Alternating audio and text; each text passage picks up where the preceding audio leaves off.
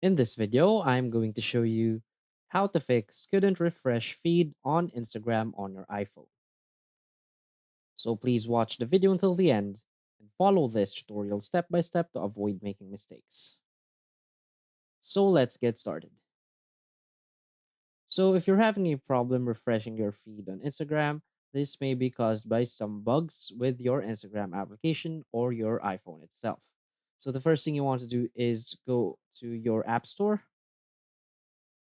Now search for Instagram. Now make sure that your Instagram application is updated to the latest version. So if you see an update button right here, you just simply want to tap on that and update your Instagram app first.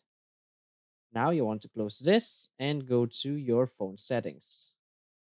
Now from here, you want to scroll down, tap on General. Now tap on iPhone storage. Now scroll down and find Instagram. Now select Instagram and simply tap on Offload app. So offloading the app frees up the storage and removes some of the bugs that might be in your Instagram application. Now, what you want to do next is to simply restart your phone.